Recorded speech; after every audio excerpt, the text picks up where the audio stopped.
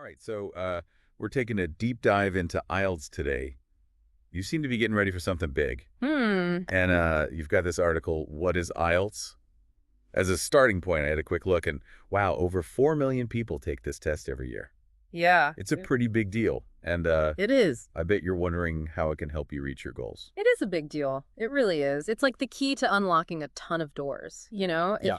If you're thinking about studying abroad, working internationally, or even like migrating to an English-speaking country. So it's not just about proving that you can speak English, it's about opening up possibilities. Precisely, and that's why it's run by these really well-respected organizations, the British Council IDP Education and Cambridge Assessment English. Oh, wow. They're like the all-star team of English language assessment. Okay. You've got the British Council promoting cultural relations and educational opportunities, Right. IDP, which specializes in international student placement, and then Cambridge, well, they're the gold standard for language testing. That's impressive. But I noticed there are two versions of the test academic and general training. Right. How do you know which one to take? That's a good question.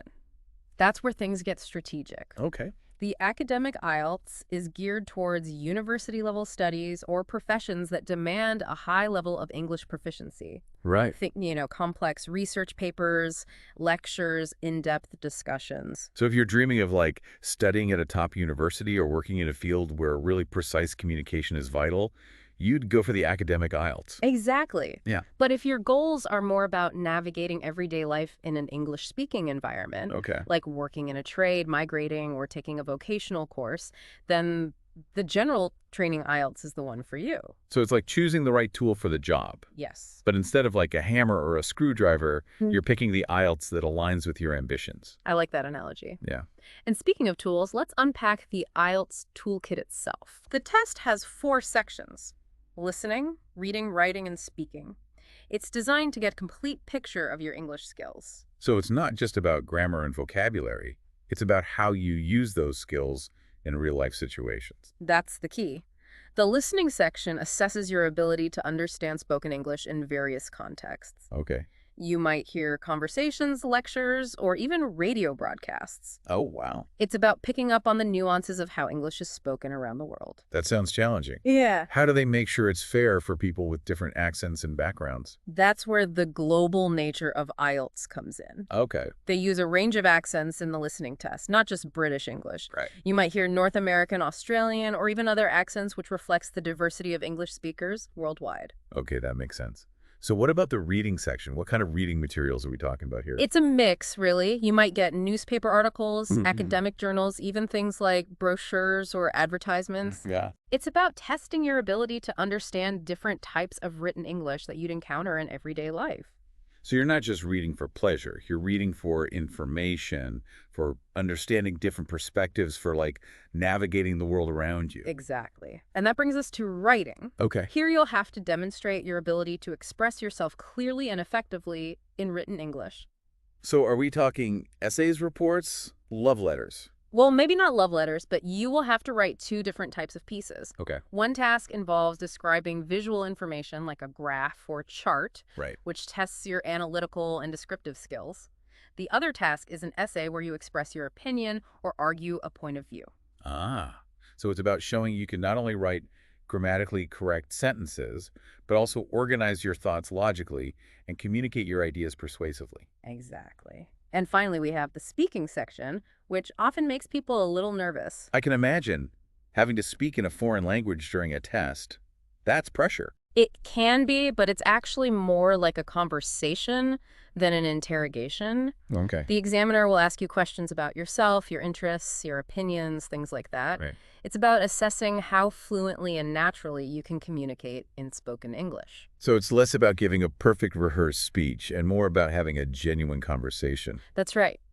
It's about demonstrating those real-world communication skills we've been talking about. Right. The examiner wants to see how you interact, how you respond to questions, how you express yourself. Now that we've gotten a taste of what each section entails, I'm curious about how IELTS compares to other English proficiency tests out there. Okay. You mentioned TOEFL earlier, but what are some of the key differences that someone like our listeners should be aware of? That's a great question, and it's something we'll definitely want to explore in more detail. Yeah. But one key distinction is that IELTS focuses on global English, while TOEFL is more geared towards North American English. So if you're planning to study or work in North America, TOEFL might be the better choice. But for a more global perspective, IELTS could be the way to go. Exactly. And another difference is the format. Okay. IELTS offers more flexibility. You can choose to take it on paper or on a computer, depending on your preference. TOEFL, on the other hand, is primarily computer-based. Interesting. So it sounds like choosing the right test Yeah. really depends on your individual goals and preferences. Absolutely. And that's why it's so important to understand the nuances of each test before making a decision. Right. But before we dive into that, let's circle back to the organizations behind IELTS for a moment. Okay. We touched on them briefly, Yeah. but their involvement is worth highlighting. You're talking about the British Council IDP in Cambridge, right? Why are they so important to the credibility of IELTS? Well, they each bring a unique expertise to the table. The British Council, with its focus on international cultural and educational exchange, ensures that IELTS aligns with global standards. So it's not just a test designed for one specific country or region. It's recognized and accepted worldwide. Exactly. And then you have IDP with its deep understanding of international student needs and pathways. Right. They help ensure that IELTS is relevant and accessible to students from all over the world. That's really important, especially for someone considering studying abroad. It gives them confidence that their IELTS score will be recognized by universities around the world. Precisely. And finally, you have Cambridge with their long-standing expertise in language assessment. Yeah. They bring the rigor and quality assurance that makes IELTS a reliable and trusted measure of English proficiency. So when you see those three names behind IELTS, you know it's the real deal. Yes. It's not just some random test. It's backed by organizations that are leaders in their fields. Exactly. And that's why an IELTS score carries so much weight.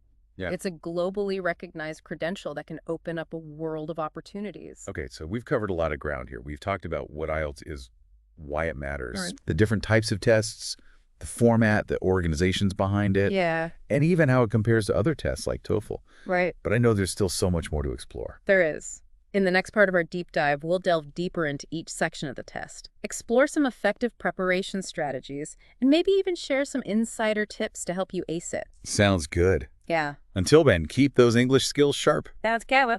Welcome back. All right, so we've got a good handle on what IELTS is all about, but now I'm really curious to dive deeper into those four sections: listening, reading, writing, and speaking. I have to admit, the thought of being tested on all of that in one go is a little intimidating. I can understand why you would feel that way. Yeah. But remember, each section is designed to assess a specific set of skills, and understanding those skills is the key to effective preparation. It's like training for an athletic competition. Right. You wouldn't just show up on game day without practicing each element of the game, right? That's a great analogy. So let's break it down, starting with listening. What are some of the key skills that this section is really targeting? Well, at its core, the listening section is all about understanding spoken English in a variety of contexts. Okay. You'll be listening to recordings of different accents and speaking styles, which can be a challenge in itself. But it's not just about comprehending the words, it's about grasping the main ideas, identifying key details, and understanding the speaker's tone and intent. So it's like being a detective listening for clues and piecing together the bigger picture. Exactly. And that's why familiarizing yourself with different accents and speaking paces beforehand is so crucial. The more you expose yourself to the diversity of spoken English, the better prepared you'll be to navigate the listening section. Okay, that makes sense. Now, what about reading? I'm assuming it's not just about reading for pleasure, right? Right. The reading section is all about testing your ability to read for information understanding and critical analysis. You'll encounter a variety of texts, from academic articles to news reports to even things like advertisements. The key here is to be able to quickly grasp the main idea, identify key details, make inferences, and understand the writer's perspective. It sounds like a lot to process in a limited amount of time. Any tips for tackling this section strategically?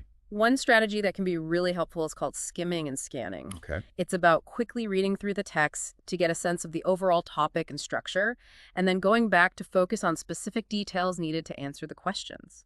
It's all about efficiency and making sure you don't get bogged down in every single word. That's a great tip. Yeah. Now on to writing. This one feels particularly daunting to me, especially under pressure. What are some of the key things the examiners are looking for in this section? Well, there are two different writing tasks in Ielts. Okay. One task involves describing visual information presented in a graph chart or diagram. This is all about being able to analyze data and present it clearly and concisely in written form. So it's not just about being creative with your writing, it's about being accurate, organized, and focused. Precisely. The other writing task is an essay where you express your opinion on a given topic or argue a point of view. This is where you can really showcase your ability to structure a logical argument, support it with evidence, and express yourself clearly and persuasively. Ah, so it's like flexing those critical thinking and persuasive writing muscles. Exactly. And of course, grammar, vocabulary, and overall clarity of expression are all important factors in both writing tasks. Okay, last but not least, let's talk about the speaking section. This is the one that probably makes most people the most nervous. You're absolutely right. Yeah, The speaking section can be nerve-wracking, but it's important to remember that it's really just a conversation with a trained examiner. right. They're not trying to trick you or put you on the spot. They just want to assess how well you can communicate in spoken English. So it's more about having a natural conversation than delivering a perfectly memorized speech. Exactly. The examiner will ask you questions about yourself, your interests, your opinions, and a range of everyday topics. They're looking for fluency, clarity, and the ability to express yourself naturally and effectively. So what's the best way to prepare for this kind of conversational test?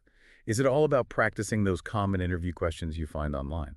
While practicing common topics can be helpful, the key to success in the speaking section is building overall fluency and confidence. Right. The more comfortable you are speaking English in a variety of situations, the more prepared you'll be to handle those unexpected questions or turns in the conversation. That makes a lot of sense. Yeah. It's like anything else, the more you practice, the more natural and effortless it becomes. But what about those pre-test jitters? Any tips for calming those nerves and feeling more confident on test day? One thing that can really help is to familiarize yourself with the format of the speaking test. Knowing what to expect can significantly reduce anxiety. And remember, the examiner is there to help you succeed. Okay. They want you to do well and will guide you through the process. That's reassuring to hear. Now, before we move on to preparation strategies, I'm curious about something. We've talked a lot about IELTS being a test of real-world English skills. But some people argue that standardized tests like this don't truly reflect how we communicate in everyday life. What are your thoughts on that? That's a valid point, and it's a debate that's been going on for a long time. Yeah. While no standardized test can perfectly replicate the complexities of real-world communication, IELTS does a pretty good job of assessing the essential skills you need to navigate a variety of English-speaking environments. So it's not just about memorizing vocabulary lists or grammar rules.